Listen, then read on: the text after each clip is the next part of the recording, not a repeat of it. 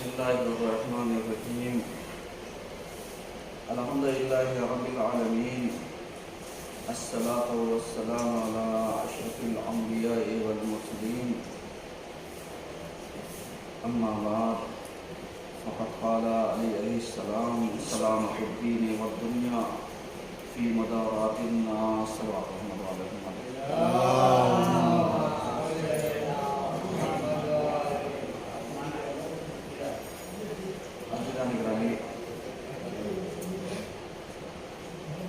آج کے پہلے خطبے میں سلسلہ مباحث کو آگے بڑھاتے ہوئے ہماری گفتگو اس عنوان پر جاری ہے کہ دین اور دنیا کی سلامتی فی مدارات الناس، لوگوں کے ساتھ اچھا برتاؤ کرنے میں ہے۔ حضور والا اس پر بہت ساری چیزیں ہم نے آپ کی خدمت میں پیش کی ہیں۔ آج ایک سوال کی جو ہم سب کے سامنے ہمارے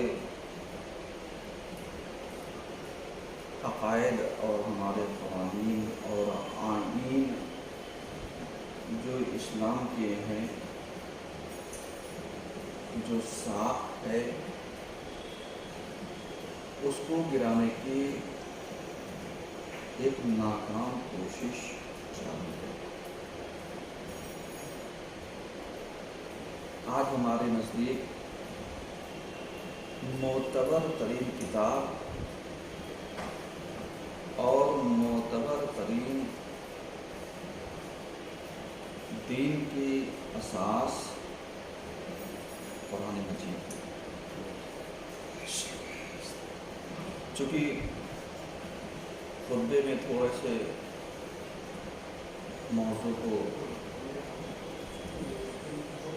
عوض کریں گے، یعنی اس اعتبار سے تاکہ ہمارے سامنے جو دقتیں ہیں وہ نہ ہوں، تاکہ جو ہمارے سامنے مشکلات ہیں وہ مشکلات نہ ہوں۔ اور جواب دینا اس لیے بھی ضروری ہے کیونکہ آج قرآن کو نشانہ بنایا جا رہا ہے، اور نشانہ اس اعتبار سے ہم بنا رہے ہیں کہ قرآن جو ایک آئین ہے، اس پر ایک سوالیہ نشان کون تھا ہے کہ جو کائنات کا بدبخت ترین انسان وہ ترمیم کر رہا ہے کہ جو تکمیل دین کے بعد،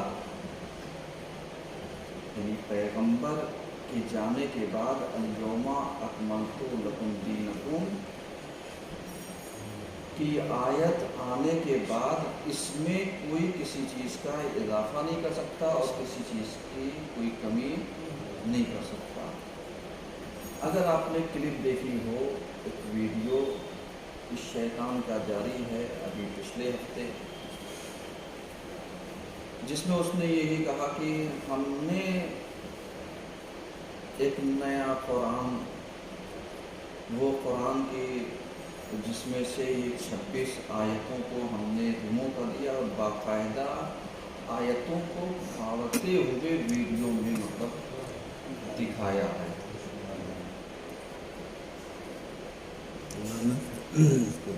اس سے اور اس کے بعد یعنی جو اس نے دعویٰ کیا تھا کہ ہم ایک قرآن ایسا وہ کریں گے تاکہ گورنمنٹ سے کہیں گے کہ اس کو اسکولوں میں مدرسوں میں رائج کیا جائے ताकि जो आतंकवाद का बढ़ावा देती हैं, जो इसका ख्याल है और जो ये अपने हिसाब से, इससे एक सवाल यही कर लिया जाए कि बकौल तुम्हारे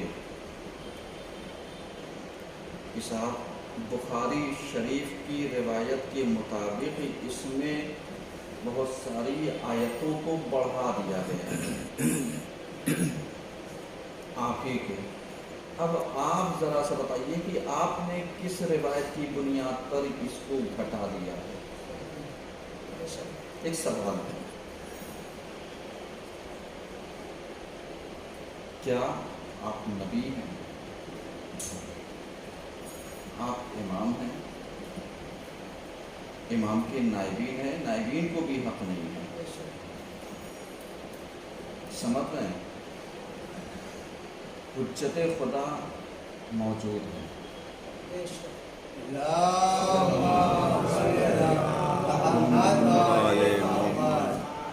समझ रहे हैं? और तकरीबन उस वक्त से लेकर के 260 हिजरी तक अइम्मा का ज़माना गुजरा है या नहीं गुजरा है?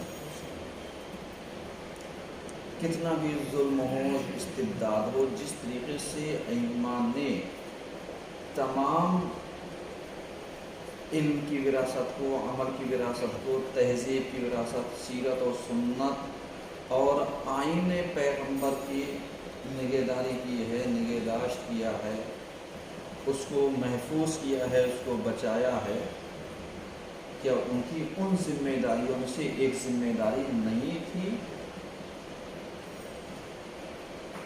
या उन्होंने कभी इसके खिलाफ आवाज़ क्यों नहीं उठाया?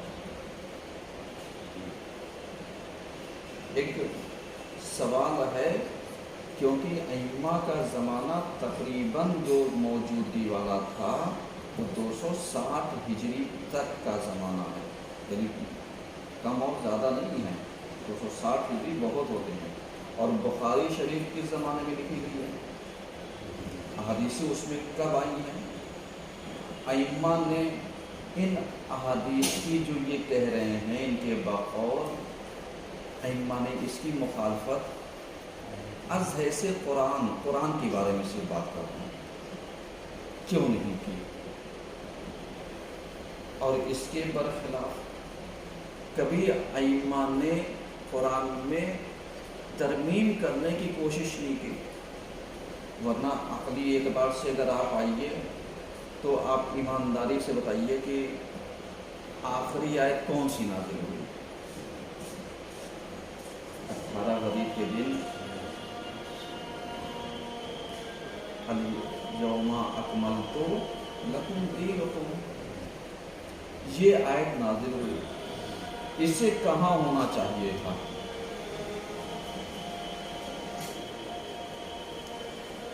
समझ रहे? इसे कहाँ पर होना चाहिए था? और ये मौजूद कहाँ पर है? क्या वन्नास का सूरा लास्ट में नाज़िल हुआ है, जो लास्ट में आया है? और एक दफ़ा और भी है। अब ये कुरान इसका नज़र आए तो समझ में आए कि इसने कुरान की तरतीब भी शायद अपने हिसाब से अदल बदल की है, यानी सूरों की तरतीब को भी अपने हिसाब से।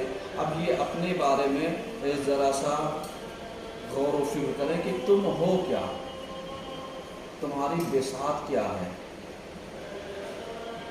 समझ रहे हैं? तुम्हारी औकात क्या है? क्या वाकई कुरान के यानी इन आयात में छेड़छाड़ करने का तुम्हें अधिकार है?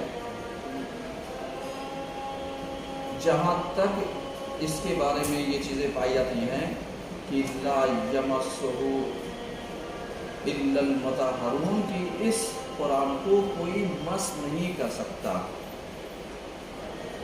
सिवाय इसके कि जो तैयब व ताहिर हो। इसमें तरमीम का हक किसी को नहीं है, इसमें तब्दीली का हक किसी को नहीं है। क्यों? इसलिए कि ले सुन्नतिल्लाहि तब्दीला, कि जो सुन्नत है वो बदल नहीं सकती। یعنی آیت اسی طریقے سے ایک پائی جاتی ہے۔ اب جب یہ اس طریقے سے پائی جاتی ہے تو نتیجہ کیا ہے؟ نتیجہ یہ ہے کہ یعنی ہم لوگ یعنی ان چیزوں کو صحیح طریقے سے غور اور فکر نہیں کر سکتے اور بیان نہیں کر سکتے کہ جس قرآن میں یعنی حکم پیغمبر کو بدلنے کے لیے منع کیا گیا ہے کہ سنت ترمیم نہیں ہو سکتی، یہ بدلا نہیں جا سکتا، تو اب کوئی شخص قرآن کی آیتوں کو بدلنے کے لیے آ جائے تو اسے میرے خیال سے ایک مینٹل ڈاکٹر جو اس کا اسپیشلسٹ ہے اس کو کیا کرانا چاہیے؟ اپنا علاج کرانا چاہیے، کیونکہ جو قرآن جس کی باتوں پر عمل کر کے انسان جنت اور جہنم کا حقدار ہو سکتا ہے، اور اگر کوئی انسان اسی کو تبدیل کر کے وہ کہاں جائے گا؟ بھئی تمہارا عقیدہ تو ایسے ہی ختم ہو گیا، جبکہ قرآن دعویٰ کر رہا ہے کہ اِنَّا نَحْنُ نَزَّلْنَا الذِّكْرَ وَإِنَّا لَهُ لَحَافِظُونَ، کہ بے شک ہم نے اس ذکر کو نازل کیا اور ہم ہی اس ذکر کی حفاظت کرنے والے ہیں۔ تو اب اس کی نازل کرنے والے ہم ہیں، حفاظت کرنے والے ہم ہیں، تو اس کے ترمیم کر دینے سے کیا قرآن میں ترمیم واقع ہو جائے گی؟ نہیں، جو اصل ہے وہ اصل باقی رہے گا۔ یہ تو ایسے ہی ہے جیسے کوئی انسان یعنی کسی اسکول میں پڑھ رہا ہو اور ایگزام آ جائے تو اس کا جو طالب علم ہے وہ اس کے کوشچن اور آنسر کو اپنے حساب سے چینج کر دے، اور چینج کرنے کے بعد کہے دیکھا میری کتاب میں یہ لکھا ہے، میں نے اس کو چینج کر دیا ہے، تو جو اب اصل نصاب جہاں پر سلیبس پایا جاتا ہے چینجنگ وہاں پر ہونا چاہیے، تمہارے چینج کر دینے سے کچھ ہونے والا نہیں ہے۔ ایک سلوات پڑھیے سب مل کر۔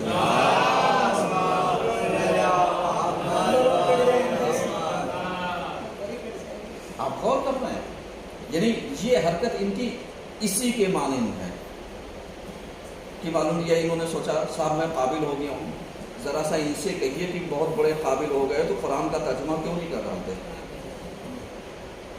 ابھی ساری قابلیت پتہ چل جائے گی، قرآن کی تفسیر کیوں نہیں لکھ ڈالتے؟ ابھی ساری چیزیں پتہ چل جائیں گی۔ ایسے تو کوئی بھی کتاب ابھی جیسے ابھی اس موقع پر ایک بات اور کہہ سکتا ہوں کہ ہماری گورنمنٹ کی بھی ذمہ داری بڑھ گئی ہے۔ کیوں؟ اس لیے کہ ایسے شخص کو کیوں نہیں کٹ گھرے میں ڈالتے، ایسے شخص کو لے جا کر کے کیوں نہیں جیلوں میں بھر دیتے کہ جس کی ایک کی وجہ سے اور اس کے ایک ساتھی اور پیدا ہو گیا ہے۔ آپ غور کیجیے گا کہ اس طریقے سے یہ پایا جا رہا ہے، جو اس قسم کے حامی پیدا ہو رہے ہیں۔ کیوں؟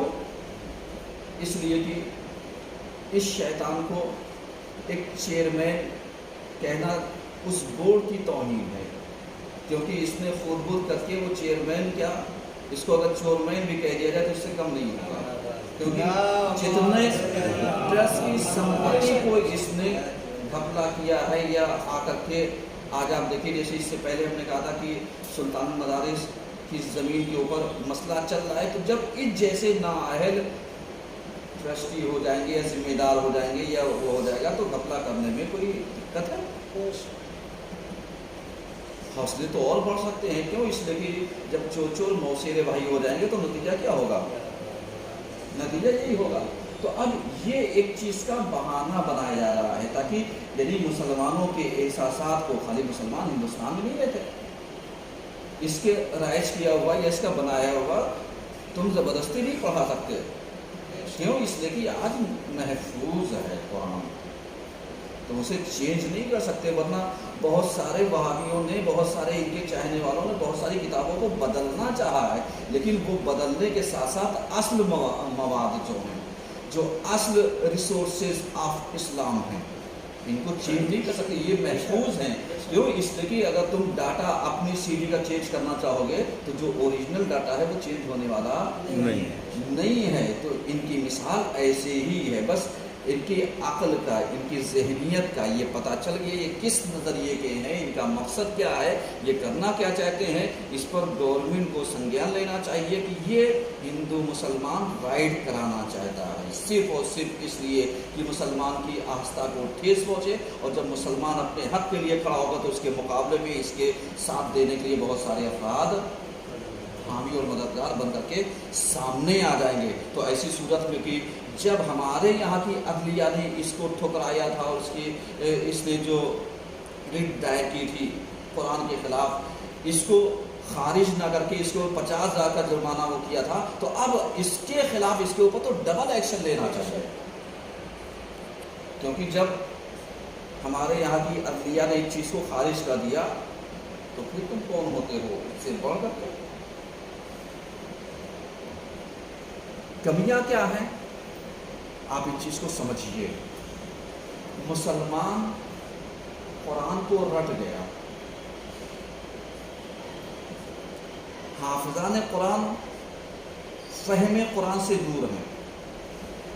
یعنی ان کا مطلب صرف یہی ہے کہ اگر ہم نے اس کو حفظ کر لیا، اگر اس کو ہم نے زبانی پڑھ لیا، اگر اس کو ہم نے یعنی کچھ موقعوں پر استعمال میں لے کر کے آگے تو ہمارا مقصد ہی ہے. نہیں، فہم میں بہت ساری کمیاں ہیں اور بہت سارے افراد غلطیاں کرتے ہیں، اور آج انہی غلطیوں کا نتیجہ یہ ہے کہ ہم قرآن کی آیتوں کو، قرآن کے سوروں کو سمجھنا نہیں چاہتے، پڑھنا نہیں چاہتے. اور جس کی ایک مثال میں دے سکتا ہوں اس بات کو ختم کرتے ہوئے کہ جیسے ہمارے یہاں مکاتب میں ماں باپ کی ایک ذہنیت ہوتی ہے، بھائی قرآن پڑھا دیجئے، اس کا قرآن ختم کرا دیجئے. بچے کا قرآن ختم کب ہوتا ہے؟ بھائی جب وہ مکتب آئے گا، یا اگر مکتب آیا ہے تو پنجم کلاس تک اس کا سلیبس اس حساب سے ہے کہ پنجم پاس کرے گا قرآن ختم ہو جائے گا. قرآن سمجھ لیا وہ نہیں. ہم نے قرآن سمجھنے کے لیے بچے کو نہیں بھیجا. قرآن کو پڑھا دیجئے ختم ہو جائے. کیا خالی کتاب کو دوہرا لینا یا پڑھ لینا یہ کمال ہے، یا سمجھنا کمال ہے؟ آپ جیسے بہت سارے افراد، ایک بات کہہ رہا ہوں، علماء تک اس میں بہت سارے ملوث ہیں جو اس طرف ان کا ذہن نہیں جا پاتا. مثلا جیسے قرآن نے بہت ساری چیز کہی کہ آپ نیکی کیجئے چھپا کر کے اور ظاہر کر کے. علیہ السلام لوگوں نے یا عوام الناس نے کیا لیا کہ بھائی نیکی کرو چھپا کر کے. آپ جس سے بھی پوچھ لیجئے وہ کیا کہے گا کہ صاحب چھپا کر کے نیکیاں کیجئے. قرآن کیا کہتا ہے؟ سرم و علانیہ، یعنی آپ چھپا کر کے بھی نیکی کیجئے اور ظاہر کر کے بھی نیکی کیجئے. اب جو چھپانے والا باب تھا وہ تو ہم نے پڑھ لیا، لیکن جو ظاہر کرنے والا باب تھا اس کو ہم نہیں پڑھ پائے. یا جیسے بعض اوقات آپ جب مردے کو دفن کرتے ہیں، انا انزلنا پڑھنے والا قرآن کی آیت ہے انا انزلنا کی، آپ اس کو جب قول پر 7 مرتبہ پڑھیں گے تو بہت سارے افراد شور مچاتے ہیں، صاحب کمر سے اوپر پڑھیے.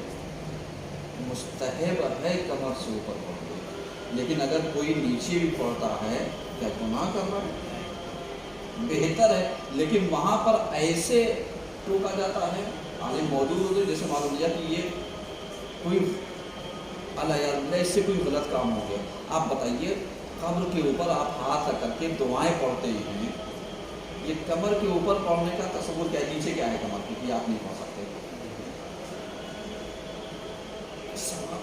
ایک ذہنیت دیکھیے، یہ میں جھنجھوڑنا چاہتا ہوں تاکہ سماج کی ان چیزوں کو جس کی طرف انسان توجہات زیادہ دیتا ہے. کیا قرآن میں بہت ساری آیتیں ایسی نہیں ہیں جو معصومی سائیں ہوں؟ کمر درد میں کیا پڑھنا چاہیے، ران میں درد ہو تو کیا پڑھنا چاہیے، گھٹنے میں درد ہو تو کیا پڑھنا چاہیے، سانپ یا پنڈلی میں درد ہو تو.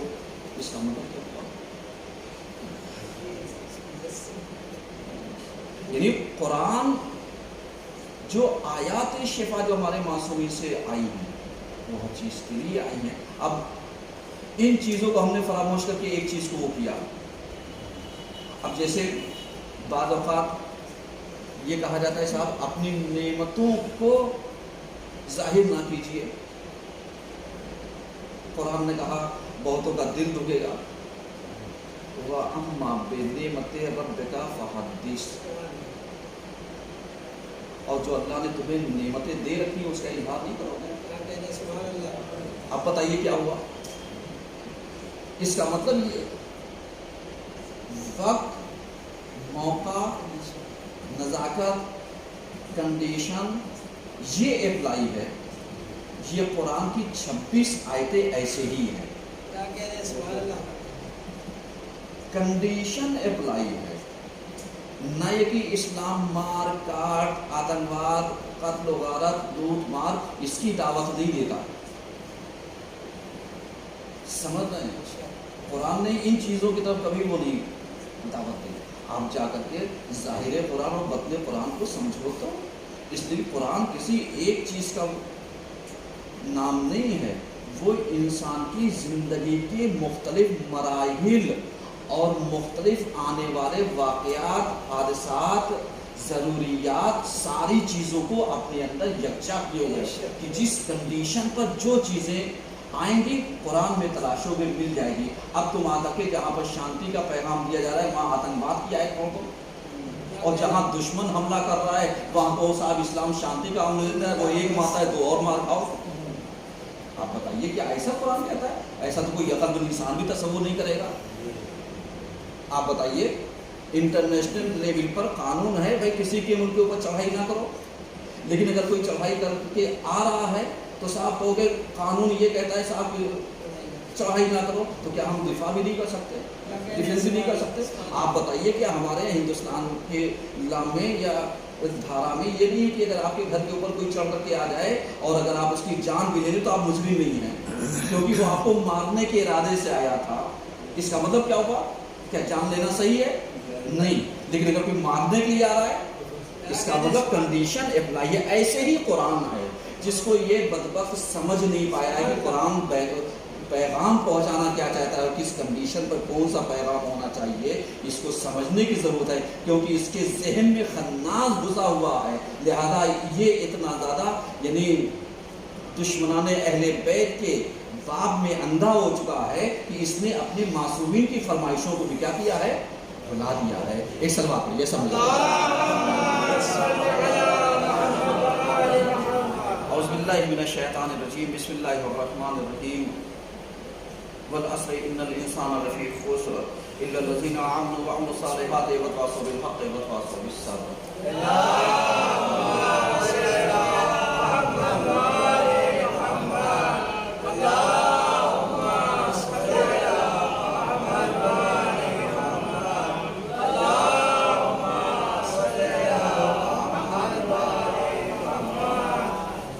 من الشیطان الرجیم، بسم اللہ الرحمن الرحیم. الحمدللہ رب العالمین، الصلاۃ والسلام علی اشرف الانبیاء والمرسلین. اما بعد فقد قال الحسن علیہ السلام ان اللہ جعل شہر رمضان مزمارا لخلقہ فیستبقون فیہ بطاعتہ الی مرضاتہ. صلی اللہ علیہ وسلم.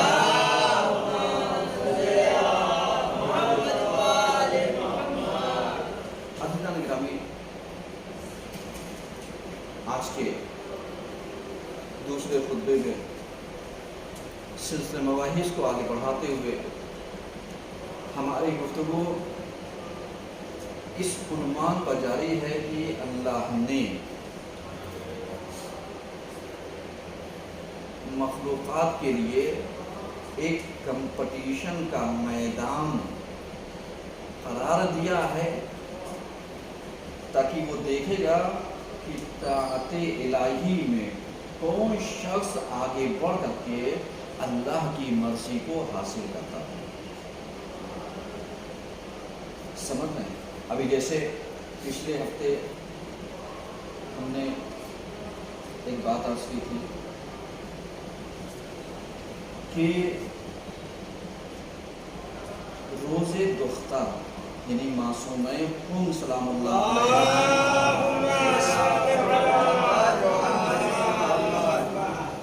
ولادت کے موقع پر، جس میں ہم نے کہا تھا کہ آپ اپنے گھر جائیے اور اپنی بیٹی کو دینام اکرام یا کم سے کم اس دن کی مناسبت سے کچھ باتیں ایسے بتائیے تاکہ اس کے اذہان عالیہ میں، اس کے ذہنوں میں بی بی معصوم قم کی تاثیر پیدا ہو سکے اور جو نتائج ہیں وہ اس کے ذہن میں منعکس ہو سکے، یعنی اس کی تصویر، اس کی امیج چھپ سکے۔ اور یہ آنے والا یعنی 11 ذی القعدہ ولادت ہے جناب امام علی رضا علیہ السلام۔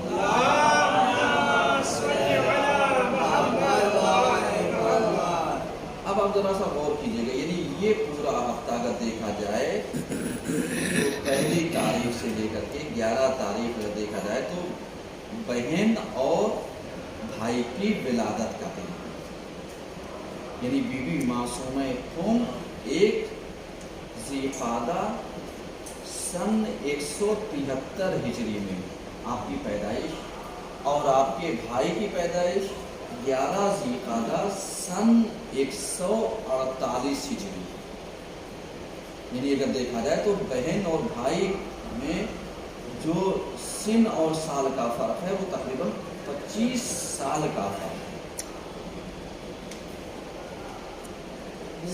سمجھ رہے ہیں؟ اور جب 25 سال کا فرق ہے تو نتیجہ کیا ہوگا؟ نتیجہ یہ ہوگا کہ یعنی ہمیں سمجھنا یہ چاہیے کہ بہن اور بھائی کی محبت کیا ہوتی ہے، ان کے درمیان فرق کیا ہے، ان کے درمیان محبت کا عنصر کیا ہے، ان کے درمیان مقصد جو پیش نظر ہیں وہ کیا ہیں، ان کے درمیان مشترکات چیزیں جو ہیں وہ کیا ہیں، تاکہ آج ہم یوتھ کو اور نوجوانوں کو یہ بتا سکیں کہ جو تم ایک ماں باپ کی اولاد ہو کر کے تمہارے درمیان بہن اور بھائی کے بیچ میں محبت کتنی مضبوط ہونی چاہیے، ہمارے سامنے یہ سب نمونے ہیں۔ کبھی کبھی ایسا بھی ہوتا ہے کہ خالی بھائی کو ہی پاٹ پڑھایا جاتا ہے، بہن کا خیال کرو۔ سماج ہے یہ، میں اس لیے کہہ رہا ہوں تاکہ ایک طرفہ خطبہ نہ جائے، دونوں طرف آ جائے، کہ خالی بھائی کو ہی پاٹ پڑھایا جاتا ہے، صاحب بہن کا خیال کرو، بہن کی عزت کرو، بہن کو بھی تو پاٹ پڑھاؤ کہ تم بھی تو زینب بنو، تم بھی تو معصوم قم بنو، تم بھی تو اتنی وفادار بنو۔ سمجھ میں آ رہا ہے؟ ورنہ بہن اور بھائی اگر دیکھا جائے تو ایک محمد ابن ابی بکر ایک بھائی اور دوسرا بھائی الگ، اور ایک بہن جو زوجہ پیغمبر یعنی عائشہ بنت ابی بکر، یہ دونوں سگے بھائی اور بہن، لیکن نظریاتی اختلاف کتنا ہے آپ تاریخ پڑھ کے۔ اس کا مطلب کیا ہوگا؟ اس کا مطلب یہ ہوگا کہ یہ وہ نمونے ہیں کہ ہمیں اس کے اوپر کیا کرنا چاہیے، غور کرنا چاہیے۔ بھائی بھائی کو دیکھ لیجیے، بہن بہن کو دیکھ لیجیے، بہن بہن کو دیکھنا ہو تو جناب زینب اور جناب ام کلثوم کو دیکھیے، بھائی بھائی کو دیکھنا ہے تو حسن حسین کو دیکھیے، بھائی بھائی کو دیکھنا ہے سوتیلے پن میں اگر تو مولا عباس کو اور محمد حنفیہ کو دیکھیے اور حسنین کو دیکھیے۔ مطلب یہ کیا ہے؟ یہ سارے نمونے ہیں۔ ماں کا کردار دیکھنا ہے تو ایک ماں کو فاطمہ بنت محمد دیکھیے، اور ایک ماں جناب ام البنین، یہ بھی ماں ہے، ان کو بھی دیکھیے۔ اس کا مطلب کیا؟ اس کا مطلب یہ وہ رشتے ہیں کہ جو سگے سوتیلے یا فاصلے میں کیسے ہمیں کردار کو نبھانا چاہیے، یہ ان ساری چیزوں کو کیا کرتی ہیں، ان ساری چیزوں کو بیان کرتی ہیں۔ یعنی اگر آپ اس چیز کو ذرا سا سمجھنے کی کوشش کیجیے تو آپ بآسانی سمجھ سکتے ہیں۔ اب یہ بہن اور بھائی کی محبت، یعنی جو میں نے اٹھایا کہ بی بی معصومہ قم اور امام علی رضا علیہ السلام، ان دونوں کی محبت ایک مثالی ہے، یعنی مثال دی جا سکتی ہے، اور ایسے مثال دی جا سکتی ہے کہ تاریخ بہن کی محبت جو بھائی سے تھی اس کی مثال نہیں لا سکتی، اور جو بھائی کو اپنی بہن سے محبت تھی اس کی مثال کوئی نہیں لا سکتا، سمجھ رہے ہیں؟ اور ایک ہی ملک میں اگر آپ کو دونوں کی شان دیکھنی ہو تو جا کر کے ایران میں دیکھ لیجیے، بہن کا مقام دیکھیے، جا کر کے ایک بہن کا روضہ دیکھیے جو بی بی معصومہ قم کی صورت میں ہے، پورا قم آج ان کا مرہون منت ہے، صحیح ہے، وہ بھی نہیں پوری دنیا، اور اس حرم کو ہمارے ائمہ نے اپنا حرم کہا، کریمہ اہل بیت۔ اور کبھی آپ جائیے، آپ ہو سکتا ہے قم کے علاوہ ایران کے دوسرے شہروں میں جائیے تو شاید آپ کو احساس غربت ہو، یعنی پردیسی ہونے کا خیال ہو سکتا ہے پیدا ہو جائے کہ صاحب میں انجانا ہوں، بیگانہ ہوں، پردیسی ہوں، آیا ہوں زیارت کرنے کے، لیکن جب آپ قم جائیں گے تو آپ کو احساس غربت نہیں ہوگا۔ یہ کریمہ اہل بیت کا لطف ہے اور کرم ہے، یہ مہربانی ہے ایک بہن کی کہ جو واقعی امن کا حرم رکھتی ہے، اور ایسے ہی نہیں کہ آج کے زمانے میں ہو، اس زمانے سے لے کر کے آج تک تا قیامت یہ حرم ہمارے ائمہ کا رہے گا۔ اور اسی لیے آپ نے دیکھا ہوگا جو روایتیں کہتی ہیں عظمت ایک بہن کی کیا ہو سکتی ہے کہ ایک بھائی یہی تو کہتا ہے نا کہ جس نے میری بہن کی، اور ایک امام جس میں یہ بیان کرتا ہے کہ جس نے میری پھوپھی کی، غور کیجیے گا، زیارت کی گویا اس نے میری زیارت کی، یعنی ایک بہن کی زیارت ایک امام معصوم بھائی کا بدل، کتنی بڑی بات ہے، بہت بڑی بات ہے، اتنا ثواب۔ اور اس کے بعد جس نے زیارت کی اس کا ثواب کتنا، کہا جس نے زیارت کی بی بی معصومہ قم کی اس کو ثواب اتنا ملے گا کہ وجبت لہ الجنہ، اس کے اوپر جنت واجب ہو جائے۔ اب ذرا سا آپ اندازہ لگائیے، ایک شیعہ حج کرنے گیا، زیارت کرنے گیا، تو کیا خالی وہ کربلا سے لوٹ آتا ہے؟ ایران بھی اس لیے جاتا ہے کہ بہن اور بھائی کی زیارت کر لیں، سمجھ رہے ہیں؟ اور اس کے بعد ایک چیز اور بھی کہ یہی سے آپ سمجھیے گا، ہم زیارت میں ایک امام کا تذکرہ کرتے ہیں جہاں پر آ کر کے یہی تو پڑھتے ہیں نا آپ کے امام کی مناسبت سے، السلام علیکم یا غریب الغرباء، یا غریب الغرباء، قسم خدا کی آپ جائیے ذرا سا زیارت کے لیے، اور جب آپ مشہد میں امام کا روضہ دیکھیے گا اور ان کی پراپرٹی دیکھیے، مطلب ظاہری بات کہہ رہا ہوں، بقیہ تو پوری کائنات ان کی مرہون منت ہے، لیکن جو ظاہری باتیں ہیں اس کی بات کہہ رہا ہوں، جتنی پراپرٹی ان کی ہے کہ حکومت ایران کو بھی ان سے قرض لینا پڑ جاتا ہے، سمجھ رہے ہیں؟ اب ان کی پراپرٹی جا کر کے دیکھیے اور ان کا حرم دیکھیے، پوری کائنات میں کسی کا ایسا حرم ہو تو آپ بتائیے، اور ہم اس امام کو کیا کہتے ہیں؟ غریب الغرباء، समझ में आता है? नहीं। शायद एक तफसील में करना चाहता हूँ कि इमाम बताना चाहते हैं कि अगर तुम हमारे हो जाओगे, अगर तुम हमारे हो और तुम हमसे अक़ीदत रखते हो, तुम हमारी ज़ियारत के लिए आते हो, तो तुम्हें पता है कि जो हमारा हो जाता है दुनिया की नज़र में चाहे जितने मालदार हो जाए वो हमेशा गरीब ही कहलाएगा। क्यों? इसलिए कि आखिरत में जितना उसे मिलने वाला है उसके मुकाबले में पूरी कायनात भी दे दी जाए तो वो गरीब है। एक सलवात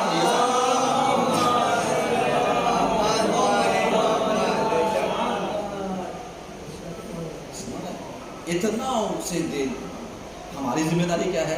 हमारी जिम्मेदारी है कि हम अपने इमाम की मार्फत हासिल करें, हम बहन भाई की मोहब्बत को अख्तियार करें, हम उख्तुर रज़ा जो बीवी मासूम का लक़ब है इसको अपनाने की कोशिश करें, और हम इमाम की बनिस्बत अपनी बहन से इतनी मोहब्बत करें जितना इमाम करें।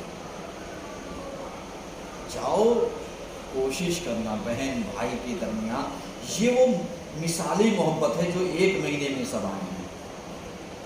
समझ रहे हैं? यानी एक ज़ीक़ादा बीवी मासूम की विलादत और 11 ज़ीक़ादा हमारे आखिर इमाम की विलादत। तो ये आकर के यानी एक महीना ईरान में क्या मनाया जाता है? अशरे करामत, यानी ये पूरा जो 10 दिन है इन दोनों के बीच का वक्त, इसे अशरे करामत यानी अता करने का दिन, नवाजने का दिन, देने का दिन, बख्शिश करने का दिन समझ रहे हैं, ताकि किसी को मांगना ना पड़े, सवाल ना करना पड़े, इंसान आकर के दे। तो अब हमारी जिम्मेदारी क्या है कि हम महफिलों से अपने मेयार को और बुलंद करें, यानी इतनी बड़ी बड़ी शख्सियतों के खाली महफिल करके ना रह जाए कि साहब विलादत पर हमने महफिल कर दी और वो भी महफिल अपने पहचान की वजह से कि साहब अगर यही महफिल हम घर में करेंगे तो कैसी करेंगे, और अगर यही महफिल हम मस्जिद में करेंगे तो मस्जिद में करेंगे तो फॉर्मेलिटी हो जाए, घर में करेंगे तो ये कहा रहा है फला के घर में महफिल ऐसी हुई। एक सलवात तो पढ़िए। तो इससे क्या होता है? ये सारी चीज़ें हमारे लिए लम्हे फिक्रियाँ हैं मेरे लिए, हमें समझना चाहिए कि हम शख्सियतों का एहतराम करें, अपना नहीं कि मस्जिद में किया तो फॉर्मेलिटी अदा कर दी और घर में किया तो अपने नाम के लोग क्या कहेंगे कि ये किसकी महफिल है, किसकी। आप ये देखिए किस शख्सियत की महफिल कर रहे हैं, किन शख्सियतों को आप अपने घर में या जिन जगहों पर महफिल हो रही उनमें दावत दे रहे हैं, तो महफिलों से मेयार बुलंद करके कि जहाँ पर जिक्र कर रहे हैं इन्हीं के नाम पर कुछ ऐसा काम भी करते जाइए ताकि जब तक वो काम आपका बाकी रहेगा आप तक सवाब पहुँचता रहेगा। मुमकिन है महफिल ख़त्म हो जाए लेकिन आपका एक अच्छा किया हुआ काम हमेशा के लिए बाकी रह जाए। एक सलवात पर ये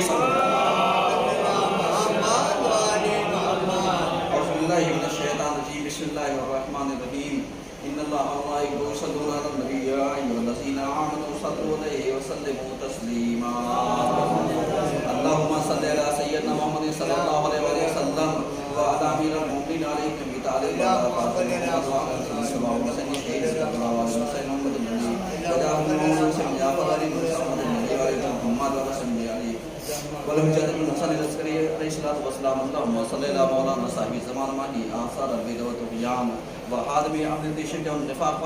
हमारी इस करीब से इबादत कबूल फरमा लेना। परवरदिगारा हम लोग जिस मकसद में जिस मिशन में लगे उसमें कामयाबी अता फरमा देना। परवरदिगारा इन दोनों बुजुर्गवारों का वास्ता, दोनों बहन भाइयों की अज़मत और जलालत का वास्ता, परवरदिगारा जिस कार्य खैर के लिए हम लोग कोशां हैं परवरदिगारा उसको पाए तकमील तक पहुँचाने की ज़हमत। परवरदिगारा हमारे इमाम के ज़रूर और हम सबको उनकी